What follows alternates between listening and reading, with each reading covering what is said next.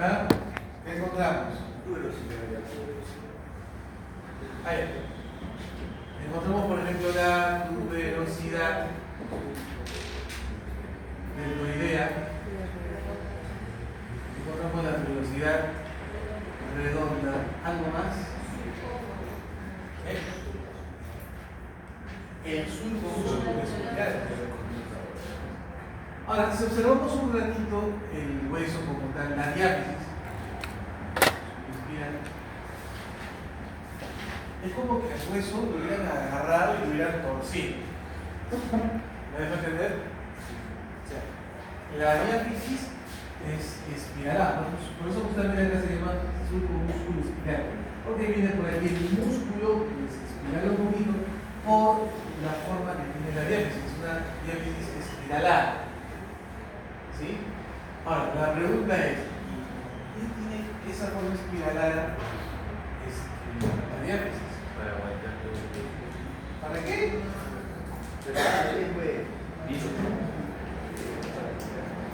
¿Por qué tiene esa forma espiralada la diáfisis? Para hacer la rotación. Para que el músculo se pueda No necesariamente. ¿Puede ser de resistencia? Considera lo siguiente. Este animal, ¿cuánto puede pesar? Bailar.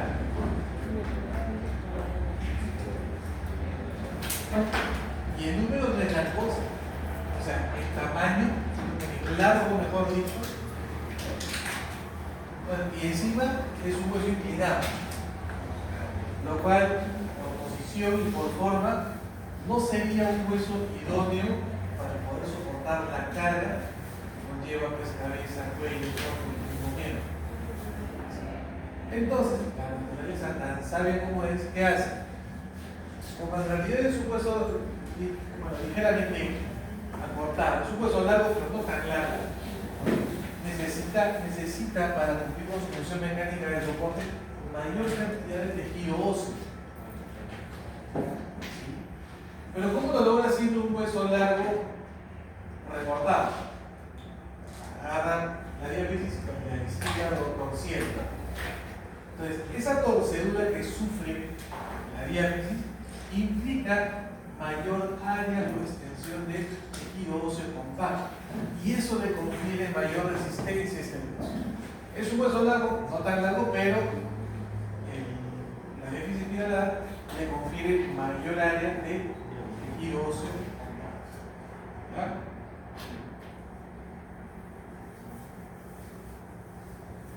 Ok. Ahora, estas tuberosidades, si te das cuenta, tanto la deltoidea como la redonda, ¿no?, se corresponden con quién.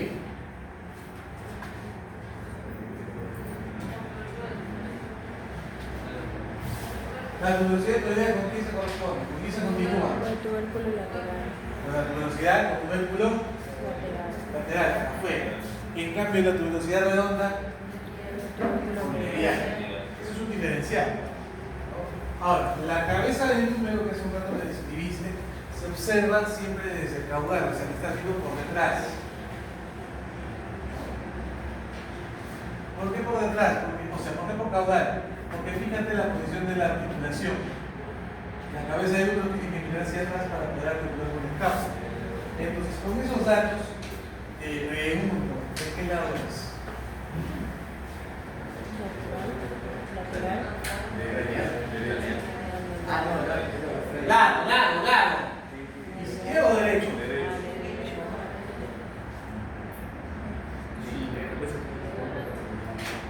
¿Ah? Esa es una vista frontal de número, esa es una vista caudal.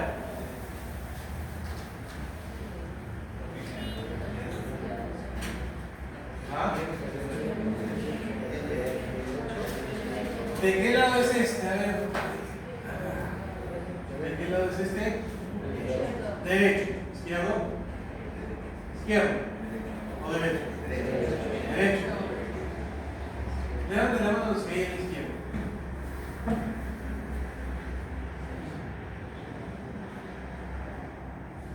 convencidos entonces que es derecho.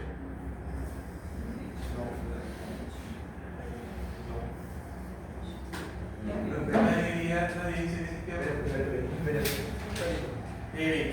Es derecho. ¿Okay? ¿Y esta de acá? También derecho. También es derecho. Especie bovina, especie equina. Hasta ahí son muy similares, salvo por la presencia del tubérculo intermedio. Tal vez son todos los demás son muy similares. Ahora, hacia el epífisis distal encontramos varias cositas, ¿no? Por ejemplo, la fosa coronoides, que tiene dos nombres más todavía. Lo llaman fosa coronoides, fosa radial también le dicen, o supracondílea.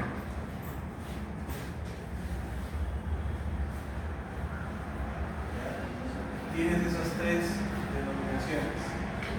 Un poquito más abajo tienes a los cóndilos.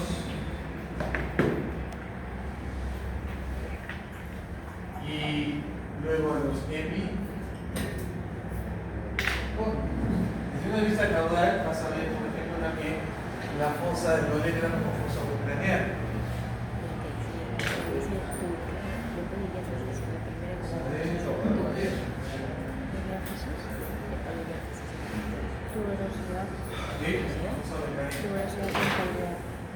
Ya, entonces,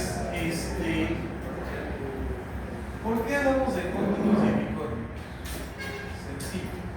Un cóndilo es una superficie lisa articular. O sea, vamos a ver que ahí, por ejemplo, en el cóndilo va a darse el contacto y articulación con quién? Con el RA. ¿Y los epicóndilos qué son? Epi, ¿qué significa? Epi. Epidermis, ¿qué cosa es epi? Encima. Entonces, un epicóndilo viene a ser una estructura que está encima del cóndilo.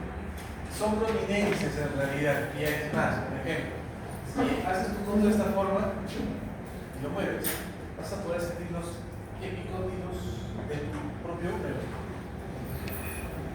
Los dedos, sujetas acá y vas a sentir, no aquí, no en el codo, vas a hacer los lados y vas a sentir prominencias óseas, esos son los cóndilos.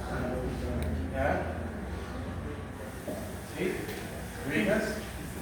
No en el codo mismo, sino hacia los lados.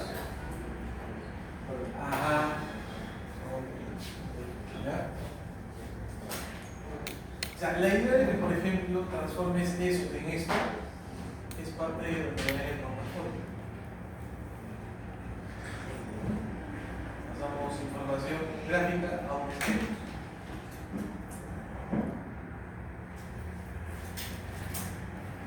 Una vista adicional para que puedan ver mejor, para poder analizar la diferencia de los tubérculos. Perritos. ¿Qué vemos en el caso de los perritos? Nos daríamos a ver lo mismo. Bueno, dos tubérculos nada más. Ojo. Uno lateral, uno medial. ¿Sí? Cuando son dos, el lateral es mayor y el medial es menor. Una corredera vertical, superficial simple, una velocidad escoidea, una velocidad redonda, todo es igualito. La única diferencia que vamos a ver, bueno, dos diferencias en realidad, es que, por ejemplo, si bien solamente hay dos tubérculos, uno mayor y uno menor, para lateral y medial, la diferencia tampoco no es que sea muy grotesca, como parece, por ejemplo, la rumiana. El tubérculo lateral es muy agudo, es bastante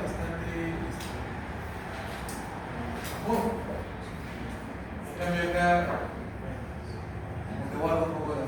Ahora, una gran diferencia en la epífisis distal es esta. Dijimos, ¿no? Por delante teníamos a la fosa radial, coronoide o supracondílea, y por detrás la fosa del odema. Si revisamos un rato los huesos que vimos hace un momento, esta fosa coronoide, esta fosa... Pregunta, ¿ves el otro lado? No. Acá. caso de carnívoro, por ejemplo, existe este agujero que comunica la fosa colonoide con la fosa del olecno. Le llaman agujero supratronclear. ¿Y por qué vamos a ver eso en carnívoros? El detalle es el siguiente. La ulna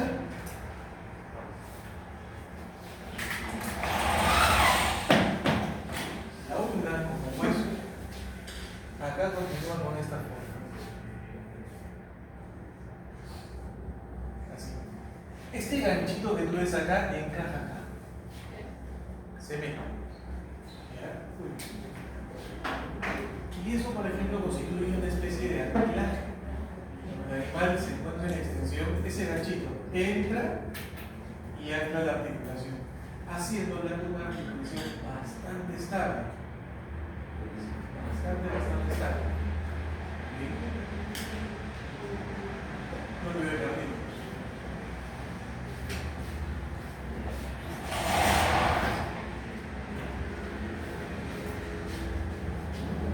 Y ya está. Fíjate, en el caso de número, podemos hacer esto. En el caso de escápulo, también se va a hacer lo mismo. Ahora viene el antebrazo. Y en el antebrazo, a partir de la figura es mucho más simple. ¿Por qué? Porque, pues, radio y luna no son en realidad no son tan complicados. El radio va por delante, los craneales, en cambio la bunda va por detrás, es caudal. Y en el caso del carnívoro vemos esto.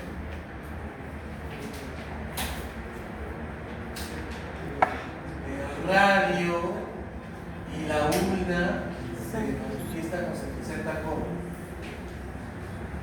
Cruzado. Cruzado. ¿Qué más? Vamos a ver que, por ejemplo, hay un espacio interóseo. Que abarca toda la diástasis del hueso. Entonces, el detalle de los carnívoros es que radio y ulna se encuentran separados, hay un distanciamiento, y además se encuentran cruzados. Y eso tiene una funcionalidad muy importante, vamos a ver cuál. Si observamos el antebrazo, pero en especies mayores, ¿qué observas? Pues por ejemplo que el radio y la ulna del bovino, ¿se puede diferenciar radio de ulna? Sí, se puede ver, pero el detalle es que los espacios interóseos son casi no existen, ¿no? La sintesmosis en este caso es casi total. ¿Sí? Pero otro detalle es que la ulna y el radio ya no se cruzan. O sea, en el caso de herbívoros, radio y ulna no dejan un espacio, ¿sí? Y tampoco se cruzan, sino que vienen paralelos. La ulna, ten presente, la ulna siempre queda dirigida hacia el lateral. O sea, la ulna es un hueso que va caudalmente y hacia afuera. Caudalmente y hacia afuera. ¿Sí? Ahora, lo que destaca, por ejemplo, en el caso de la ulna es esto, que denominamos el olecrán, o mejor conocido como codo. ¿Ya? Por ahí vemos el proceso onconio, que es el que por ahí dibujamos, el que encajaba en la fosa supratronclear, ¿no? Proceso colonoideo y así. Ahora, fíjate en el caballo, ¿diferencias radio de ulna? Naranja. No. ¿Qué sucede en esta especie? Acá, estos dos huesitos se pusieron. O sea, en un momento dado, pierdes el rastro de la ulna, se fusiona a la diástasis radial. ¿Verdad? Ahora, ¿tiene un espacio interóseo? Sí. ¿Le sirve para algo? No. Y esto lo vemos, por ejemplo, también en el caso de idéntico lo vas a ver en también. ¿Ya? ¿Ah? ¿Cuántos dedos tiene un camello? ¿Cuántos dedos apoya el camello? Dos. ¿Cuántos dedos apoya el caballo?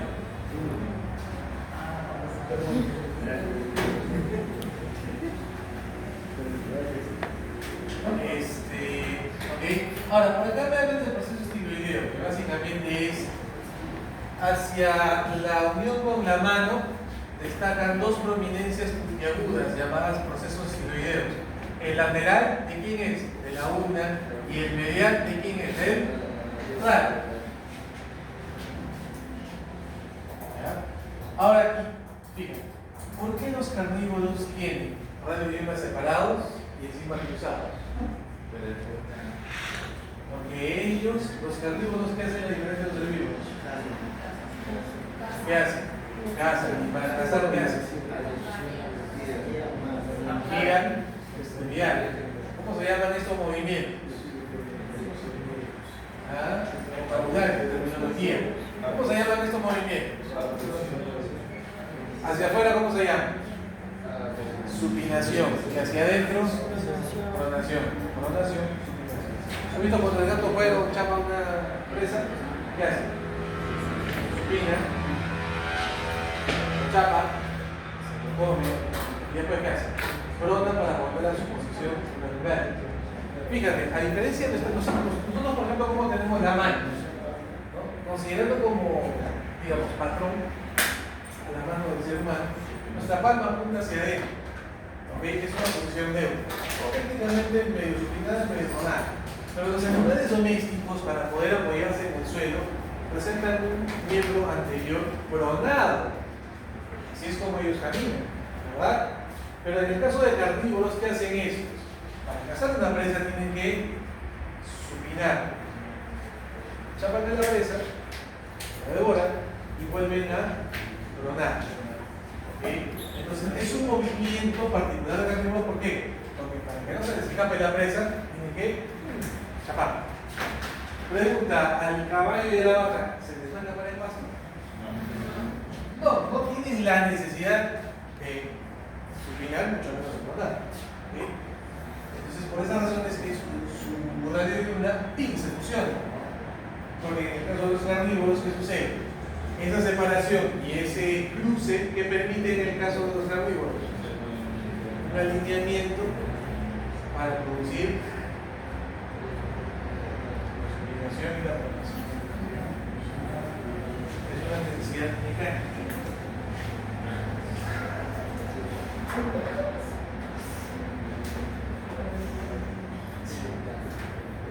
Ok, pasamos a la mano, y aquí viene lo bueno.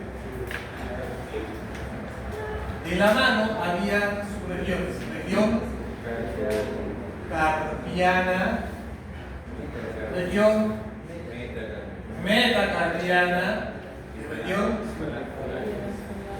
digital. Fíjate cómo en el caso del perro, por ejemplo, vemos aquí que señalan un carpo radial, que es todo esto, un carpo ulnar, que es este de aquí. ¿Por qué este se llamará radial? ¿Por qué este se llamará ulnar? A ver. ¿Con quién lo articula cada uno?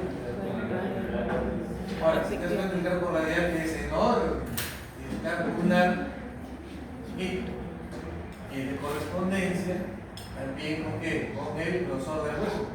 El radio es mucho más grueso que el último. Hay correspondencia, ¿no?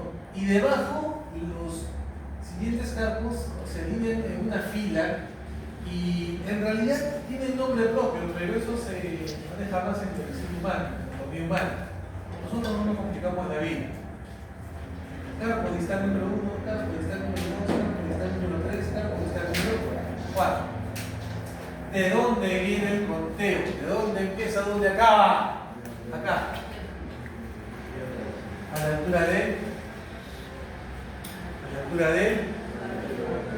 ¿Está bien pulgar? O sea, en animales ya no hablamos de pulgar, índice, medio, pulgar y meñique. No damos esa definición. ¿Qué decimos en el caso de animales domésticos? Primer dedo, segundo, tercero, cuarto y la cuenta, ¿dónde empieza? Ya no, de pulgar. Pero ¿por qué el primer dedo? O sea, ¿dónde empieza la cuenta? En medial. Cuentas de medial a lateral. Cuentas de medial a lateral. Ok. La región metacarpiana, recuerda que es, en tu caso, lo que determina dorso y palma. ¿Ya? Ahora, si lo comparas con las otras especies, tienes esto. Mira, en el caso de rumiantes, tienes un carpo radial, un carpo lunar, y en medio hay un carpo intermedio. Te das cuenta que los carpos se alinean en dos filas: una fila proximal con nombres propios y una fila distal con números de romanos. Acá, carpo 1 hay. No. El 2 y el 3 se fusionan. Y luego tienes el 4. ¿Cuántos metacarpos hay acá? 3. Pero solo 2 son desarrollados. ¿Cuáles son? El tercero y el cuarto. Tercer y cuarto metacarpianos. Quien debería estar por acá sería el quinto. Pregunta: ¿sobre cuántos dedos apoya el miembro de la vaca? 2 dedos. Que tienen correspondencia con los metacarpos señalados. ¿Qué metacarpos dijimos que desarrollan? 3 y 4. Por tanto, los dedos que apoyan la vaca, ¿cuáles serán? Dedo medio angular. No, ¿cuáles son? 3 y 4. Muy bien. Ahora, por acá se puede a un campo accesorio. Acá está, campo accesorio. ¿Qué es esa vaina? Agarra tu mano cualquiera de las dos. Borratea tu meñique y debajo de la palma de este cachetito de la palma hace sentir un hueso. Lo presiona. Eso es tu campo accesorio. ¿Ya? Eso es tu campo accesorio. Los carpos se alinean en dos filas, proximal y distal, pero en la superficie palmar, porque estando en más hay dos de palma, en la superficie palmar tenemos al campo accesorio. ¿Dónde se ubica? ¿Mediano o lateral? Lateral. Esto es lateral. Ya tienes que, ojo, ya tienes que ubicarte ella. Esto es la palma de la vaca. Esto es su mano, esta es la palma. Tenemos acá un accesorio que es lateral. Y aquí me señalan, por ejemplo, los huesos sesamoideos.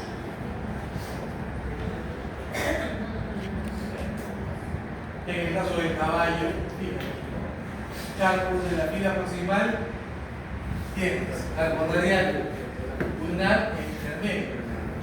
Y en el caso de la fila distal, 2, 3 y 4.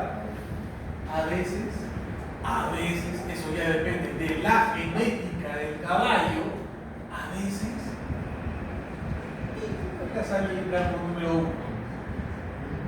A veces. Y ese dato, ¿por qué es importante señalar?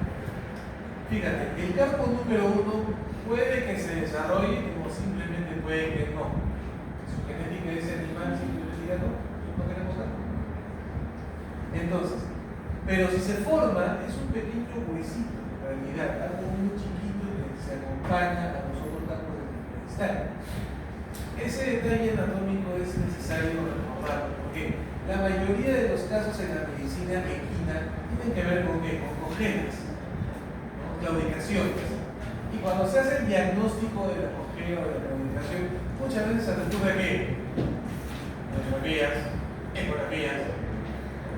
Y cuando le toman imagen a esa zona y ven por ahí una bolita flotando, ese es el problema.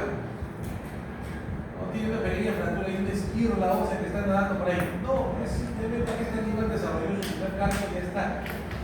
Y nada que ver con el código. ¿Sí? Ahora, ¿cuántos metacarpos tiene el caballo? Metacarpos. Tiene 3. Tiene 3. El segundo, el tercero y el cuarto. ¿Cuál es el que más desarrolla? El tercero. ¿Ya? Ojo.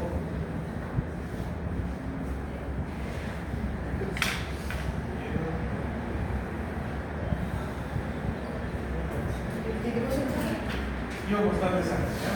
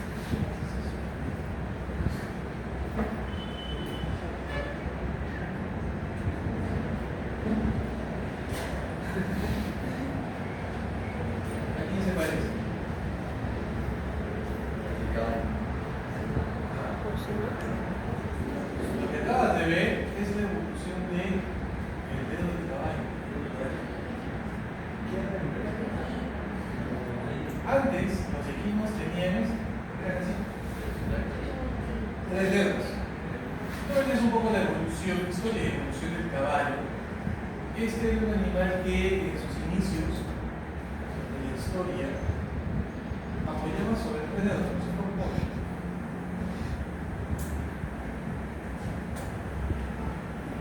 Pero luego fue evolucionando a Pokémon.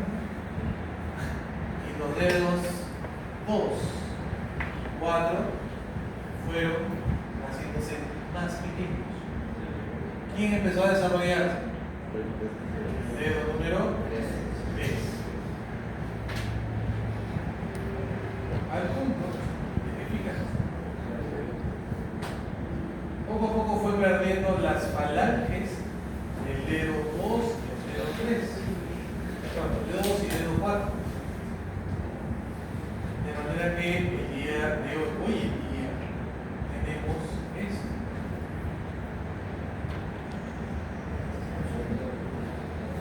Si tú ves la palma de la mano o la planta del pie del caballo, ¿ya?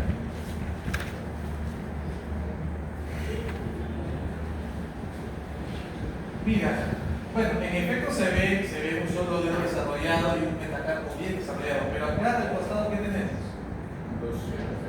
Los vestigios de lo que en su momento fue el metacarpo 2 y el metacarpo 4, que luego se correspondían con, eso estaba, debería estar acá, que luego se correspondían con los dedos 2 y 4.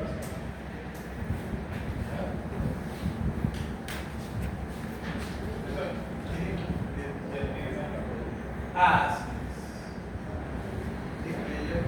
Si ustedes revisan, como digo, buscan en internet, ¿no? Historia de evolución del caballo, van a ver eso. Ahora, en la región digital, vamos a ver lo siguiente. Normalmente los dedos, ¿cuántas falanges presentan? ¿Cuántos huesos conocidos como falanges presentan? Mira tu dedo. ¿Cuántos huesos presentas en cada dedo? 3. Excepto en el primer dedo. ¿Cuántos dedos? ¿Cuántas falanges hay acá? 2. O sea, si pones tu mano como si fuera la de un gatito, ¿ok? Carpos, metacarpos, y en las falanges, en el caso del primer dedo, hablaríamos de una falange proximal y una falange distal. Y en los demás dedos sería falange proximal, media y distal. O sea, vemos cómo la falange distal es la que determina la forma de qué? De la garra, determina la forma de la pezuña o determina la forma del casco. ¿Se capta? Sí. Ahora, el detalle está de que, bueno, la configuración anatómica es la misma, ¿no?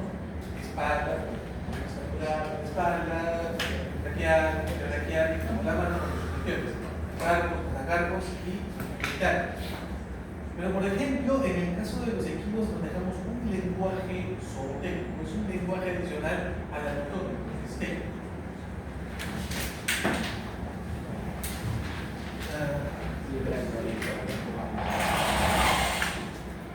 En el caso de los equinos, del mundo equino,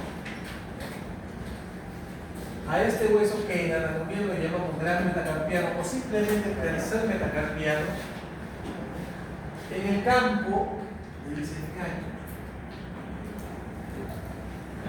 caña, así le dicen.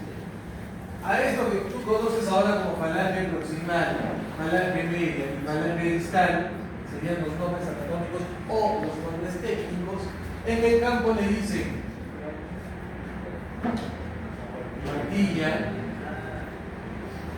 corona, escuela.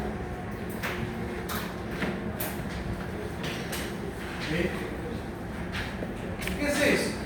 Bueno, en el campo, con los caballos, no siempre ha habido un manejo de lenguaje técnico, sino más bien un lenguaje campechano, un lenguaje de campo. Y en el mundo equino pues sí perdura hasta la fecha. Es más una costumbre. Entonces, cuando tú vas a atender un caballo, su cuidador, su entrenador, lo que tú quieras, su dueño, siempre te va a decir, doctor, mire, el otro día mi caballito se me dio una herida en la altura de la caña. O vemos que tiene problemas para apoyar el cuello. O aparentemente una mosca le ha dejado, un caballo le ha dejado una herida en la cuartilla. Doctor, mi caballo es cuartillón. Y tú estás. Entonces, es un lenguaje de campo, un lenguaje que también debes manejar cuando veas eso y debes expresar. Porque las familias días al cuidador, ya mira, le he colocado una venda en el gran metacarpiano, por favor, le das una miradita. Y ¿no sabes dónde? Entonces, hay que hablar de un nuevo lenguaje. Entonces, va por ahí, vamos. Le dicen caña, le dicen cuartilla, le dicen corona, juego. Y adicionalmente a esto, por acá vemos en la palma a los famosos huesos sesamoideos. Sesamoideos proximales y abajo sesamoideo distal. Y al sesamoideo distal también le damos otro sitio. Le dicen el clavicular.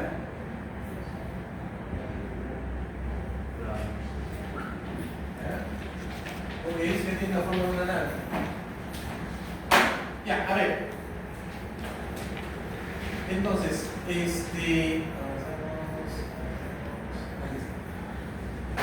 todos los huesos señalados,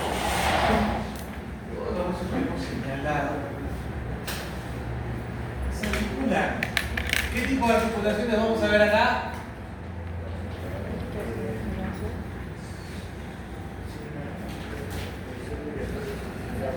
¿Vale?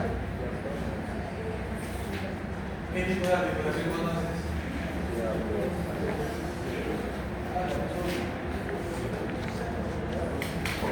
¿Qué hemos visto la semana pasada?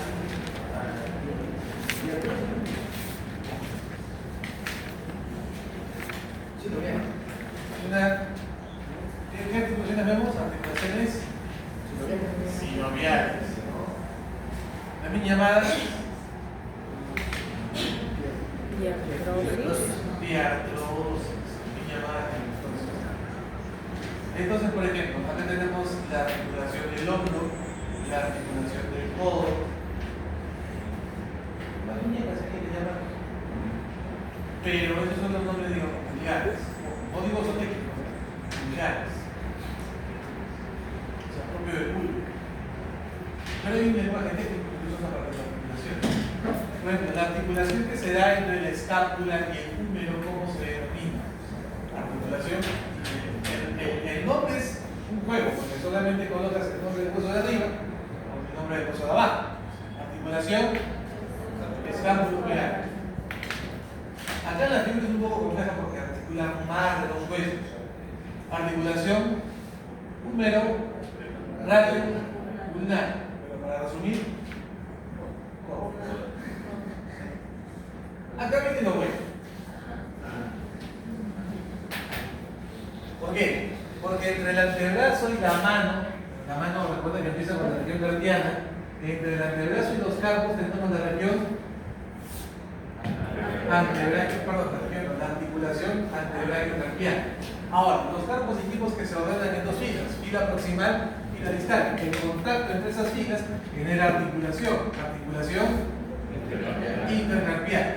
La fila distal de carpos articula con quién? Con los metacarpianos. Entonces hablamos de articulación carpo-metacarpiana. ¿Se cuenta siempre el nombre de arriba y el nombre de abajo? Entre los metacarpos y la falange proximal de cada dedo encontramos la articulación metacarpo-falangiana. Y en los dedos donde vemos tres falanges, falange proximal, falange media, falange distal, proximal, media, distal, ¿cuántas articulaciones podemos ver acá? entre las falanges. 2. Estas de acá, como están entre las falanges, se denominan interfalangianas. Pero como son dos, hay una interfalangiana proximal y una interfalangiana distal. Volvamos al caballo.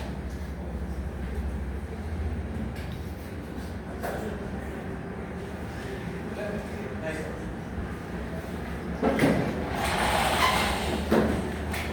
Ahí tienes el hueso llamado caña, tienes ahí el hueso llamado patilla y toda la cosa. Pero las articulaciones también manejan lenguaje zootécnico. A ver si te acuerdas. Bueno, ¿qué hueso es?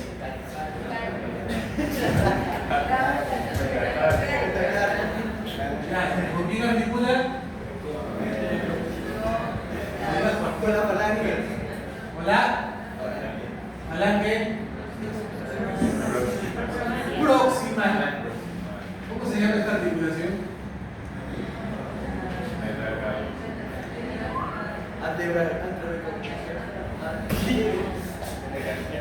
Esta de aquí, ¿cómo se llama? Nombre de arriba, nombre de abajo. ¿Qué hueso es? Metacarpiano. Metacarpo, perdón. Esa era Falangiana. ¿cómo se llama la articulación? Metacarpo falangiana. Perfecto. Entonces, esta articulación metacarpo falangiana en el campo también recibe un nombre. Sí. Le dicen nudo o también menudillo. ¿Ya? Lo que a nosotros corresponde a los nudillos, justamente, el culto. ¿Ok?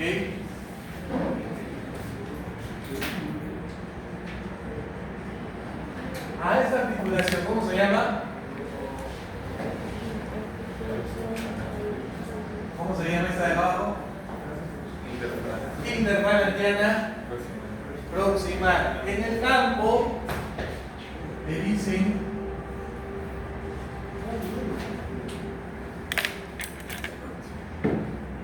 articulación de la cuartilla. Y a esta última articulación, ¿cómo se llama? Interfalangiana discal. Le llaman articulación de la columna. Entonces, una cosa es hablar del hueso, cuartilla en el campo, y otra cosa es señalar a la articulación de la cuartilla. Así se contiene. Una cosa es hablar de la falange media o en el campo denominado hueso corona, y otra cosa es hablar de la articulación de la columna. Nombres, términos que se manejan en el campo de trabajo.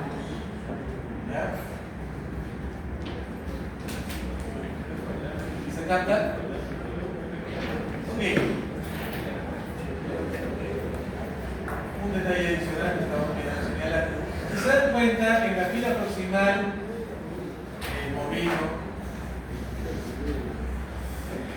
el equino, ¿cuántos campos tienes? 3. ¿Cuáles son?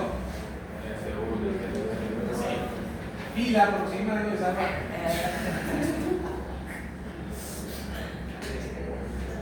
Ese es su nombre. Carpo radial, lunar y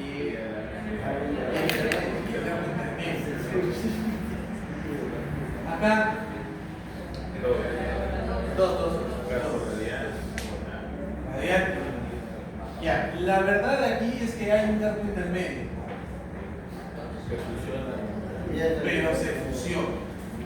En los animales jóvenes, que los ambientan todavía no maduran, entonces todavía vemos en otros huesos, en el cartílago iniciario. Acá también, vamos a ver que hay un campo intermedio separado del campo radial, pero después este se va a fusionar con un proceso de dosificación. ¿Cómo se llama el proceso de dosificación?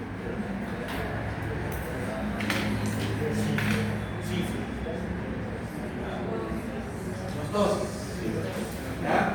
Obtuve la osificación entre el carpo intermedio y el radial, quedando luego como uno solo, pero que abarca toda la superficie articular con el radio. Por eso le denominan simplemente campo radial. Entonces, tomarle una radiografía a un cachorro versus un adulto va a tener serias diferencias.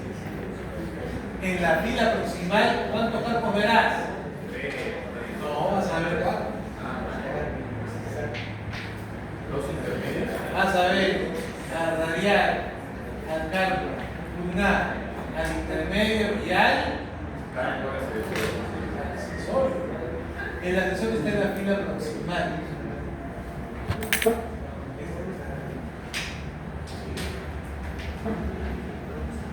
Entonces, ¿cuántos carpos tiene un perro? Depende Depende. Ya, perdón. Ya, dos. de todo. El adulto todo. ¿Cuántos carpos tiene un perro adulto?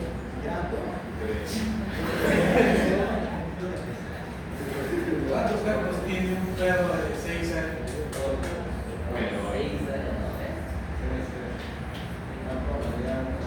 Ya veo que los grandes van a batallar. Atención a la pregunta. ¿Cuántos carpos tiene un perro adulto?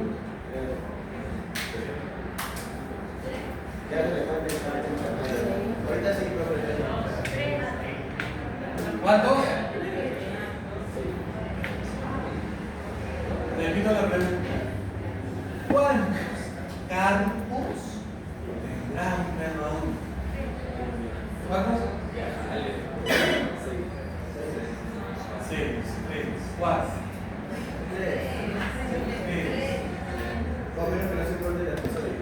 ¿Ah? Y no se cuenta la accesoria, pero Tienes que contarlo porque por algo se llama carpo accesorio.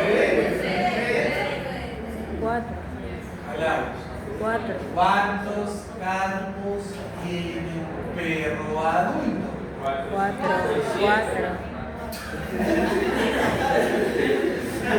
¿Cuántos carpos tiene un perro adulto? ¿Proximal o distal? 4, 7, más opciones. ¿Cuánto también? ¿Proximal o distal? ¿Cuántos carpos tiene un perro adulto?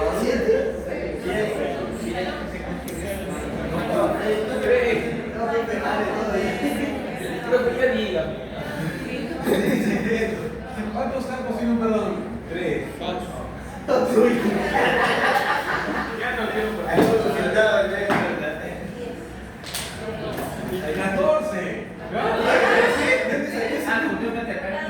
Son 7 por cada mano.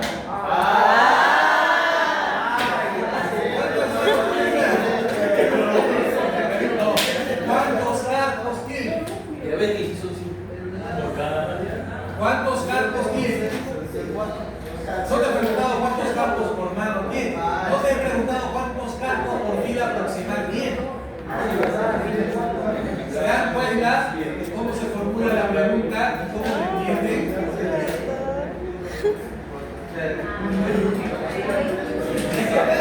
La pregunta puede ser general o específica. Tal cual la tienes, tal cual la respondes. Si yo te pidiera cuántos carpos en la fila proximal de una mano en el perro hay, ahí sí dime 4, 3, depende, si es uno o yo. Pero la pregunta es simple: ¿cuántos carpos tiene un perro? Por manos son 7, por 2 manos 14. Y no es pregunta con flujo como suelen decir ustedes. Es pregunta puntual.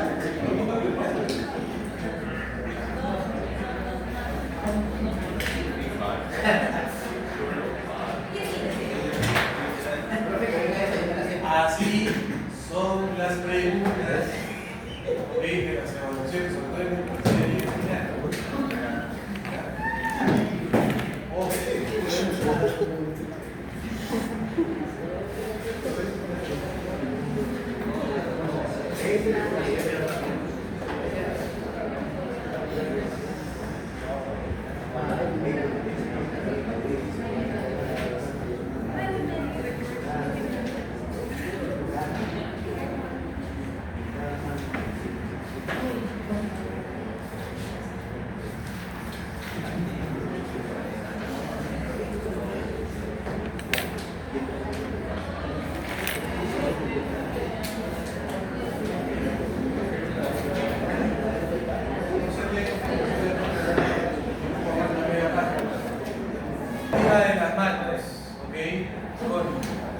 recuerda, este librito es el que mínimamente deberías poseer en formato físico. ¿Ya? Y en realidad la serie de imágenes que lo que hemos hablado el día de hoy se complementan bastante bien textual y gráficamente acá. Recomendación, lee. Lee. ¿Ya?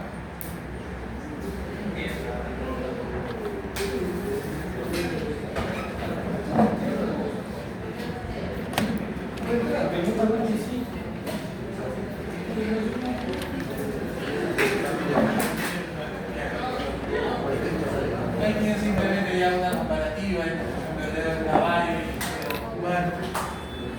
Lo mismo. Tema pero aquí se añade, acá se añade, por ejemplo, estructuras que son palpables en nuestra unidad anterior. ¿Qué podemos palpar? A ver, ¿qué palpábamos en la cabeza? Dime dos estructuras palpables de la cabeza. La cresta sagital. Orbicular ocular. El arco cigomático. Orbicular ocular. El hueso orbicular ocular. Perfecto, hay un montón. Acá también, en primer anterior tenemos puntos anatómicos palpables que sirven de referencia.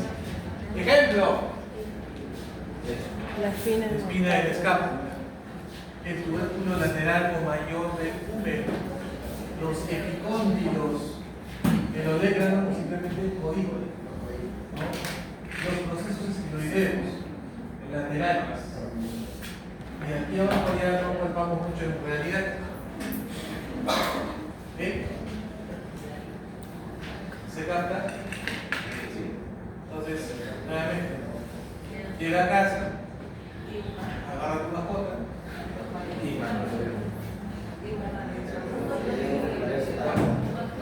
también se puede hacer. Es idéntico. Se agarra vamos a ver.